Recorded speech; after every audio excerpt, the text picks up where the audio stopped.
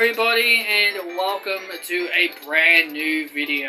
And after watching a few episodes relatively on YouTube, but after observing a little bit, I'm here to give you guys my opinions on NXT 2.0. Now, this is basically all my opinion. You don't have to agree with me, but I'm here to give you guys my thoughts and opinions on the new NXT. As we all know, the new NXT this revamp of NXT is only happening because, well, the old NXT got beaten by a certain elite company. So, NXT 2.0 is all about grooming the new stars of the future. The stars of the future. The homegrown WWE superstars, as they would call it, the homegrown talent of the company. Now, there are definitely some homegrown talent, but I'm going to give you guys my kind of opinion on what homegrown talent is, and if you guys don't agree, then you guys can let me know. Because, you know, they say the whole purpose of NXT 2.0 is now to build the future of WWE, which I'm fine with. NXT is a developmental system, and I'm perfectly fine with that. I'm perfectly fine with WWE now caring about the future of the company, but if they really care about the future of the company now, why are they not doing that, you know, currently right now with their current product, with like Raw and SmackDown? You know, you've got all these bright future stars, but if you have, you know, the same people pushed, how are these superstars meant to be the future, if you know what I mean? There's a lot of young faces that have really caught my attention, and please don't mind the camera. It's a bit blurry for some reason. I don't know why, but it's just been doing that. So please don't mind the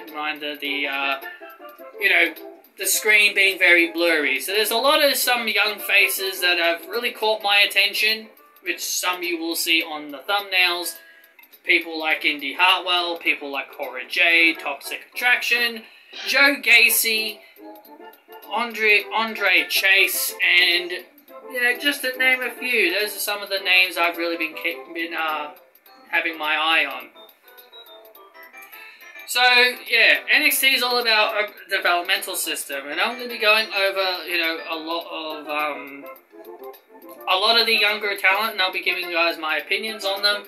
But yeah, as I was saying, NXT 2.0 is supposed to be a developmental brand to help the future of the company, and I can understand why they want to go with this format instead of the old format we were used to, with a lot of indie wrestlers doing a lot of flips and dives.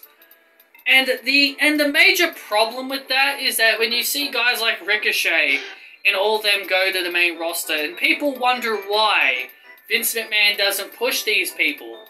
The problem is, this was one of the big major problems with the old NXT, and I think some people can agree with me on this.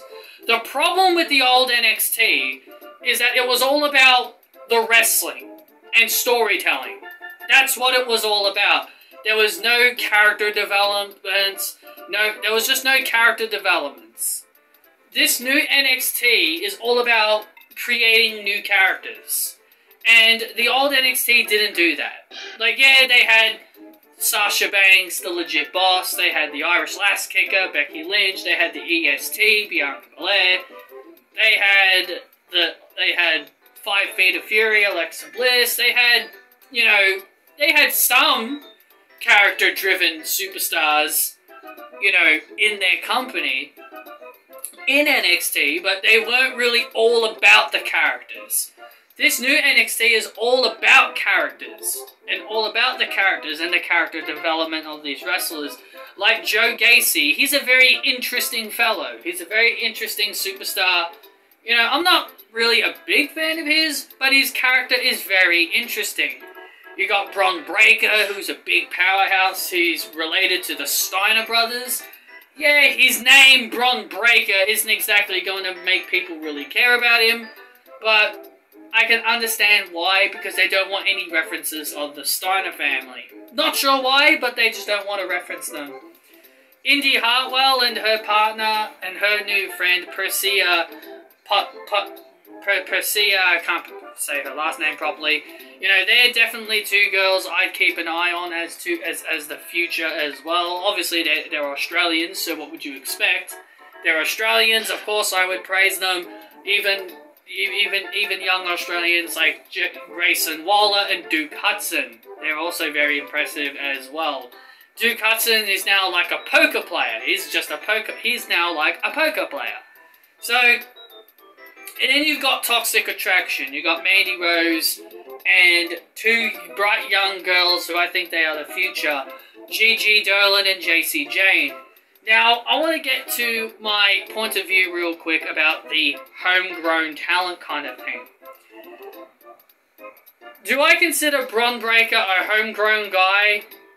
Yeah, I consider him a homegrown WWE guy because I haven't really heard that he's wrestled anywhere else. You guys can be sure to let me know about that down below, because my definition of a homegrown WWE talent is a person that gets signed by WWE and they only wrestle for WWE. So, for example, Roman Reigns. He never wrestled out in the Indies. He's always been a WWE guy. He started in FCW, NXT, and worked his way up. Seth Rollins isn't a WWE guy because he was in Ring of Honor. Jon Moxley wasn't a WWE guy because he was in other promotions. Sasha Banks and Bayley, they wrestled elsewhere before WWE. Paige wrestled elsewhere. Becky Lynch wrestled elsewhere. The only horsewoman that's WWE talent, or WWE homegrown, is Charlotte Flair. Kyle O'Reilly's not homegrown. Roderick Strong's not homegrown because they were Ring of Honor. That's my definition. My definition of a homegrown superstar is someone who's only started in WWE, like JC Jane. She's only started in WWE because I don't think she's wrestled elsewhere. Gigi Dolan, Priscilla Kelly, on the other hand, she has wrestled elsewhere, so I wouldn't really know if I call her homegrown. Cora Jade, maybe she can be considered homegrown, but she has wrestled elsewhere. Even Indy Hartwell and all the other Australians, like, I don't really consider them homegrown either because they've wrestled in Australia. But that's just my definition of a homegrown talent. You guys can give me your definition of what a homegrown talent is, because this is definitely a discussion I think is very interesting and I would like to talk more about. Like, what do you guys use as a definition of homegrown talent? My definition of a homegrown superstar is superstars that only wrestle in WWE and they don't wrestle elsewhere. You know, that's my definition. But then again, you know, they'll eventually get released and go elsewhere anyway, so that's another thing there. So anyway, NXT 2.0 has a lot of new young characters. Tony D'Angelo, Andre Chase, and all that other stuff. Just a lot of new young faces that, you know, really do intrigue me. Carmelo Hayes, who became the new NXT North American Champion today. Von Wagner, who's probably the most least interesting out of all of them. So, yeah, NXT 2.0, like, with a lot of new faces, even some familiar faces. Nothing wrong with familiar faces. Even Odyssey Jones is a new face. All I'm saying is, NXT 2.0 is all about the new young blood. It's all about the young blood. And it's a developmental system to help develop new stars for WWE. And I'm perfectly fine with that. Overall, the shows on NXT 2.0, from my personal perspective, they've been alright. They're not outstanding or anything, but I will say, I do think NXT 2.0 was the Surgeon's NXT badly needed. In my opinion, I think NXT 2.0 was absolutely desperately needed for NXT to really revamp NXT. What really hurt NXT was going to the USA Network and being taken out of the WWE Network. And there's definitely a few other things. I think a lot of the indie darlings may have a lot to do with it because they didn't really focus a lot on the homegrown talent and stuff like that. And as I said, NXT is a developmental system. and it's supposed to elevate, you know, new superstars for the future. And you can understand why, and this is why I personally believe a lot of the wrestlers from NXT, you know, they don't get pushed. Like, hell, like, I love Toni Storm, but what's her character supposed to be? Like, she doesn't have a character. She needs a character.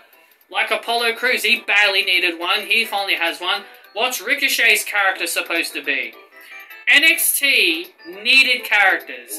You got characters like Bron Breakker, Cora Jade, Toxic Attraction, Indy Hartwell, even Joe Gacy. Even Joe Gacy's interesting because he has a character. Tony D'Angelo has a character. Like, NXT just badly needed characters, and I think that's what a lot of NXT lacked, was characters with character, charisma, and personality. So overall, my overall opinion on NXT 2.0 is, I think it's alright. There's definitely some flaws that needs to be fixed. There are definitely some flaws with NXT 2.0. There are definitely some things I'm not really a fan of. But I do find Angelo Chase really hilarious because he actually is legitimately swearing at Chase University, which I think that is pretty damn hilarious. But overall, there are definitely some things that NXT 2.0 needs to fix. Overall, I'm personally okay with it. I think NXT 2.0 was definitely needed. A lot of young homegrown talent to be built up. And yeah, those are my overall opinions about NXT 2.0. So yeah, it's not really a big amount of opinions, but this is just really what I needed to speak about more about.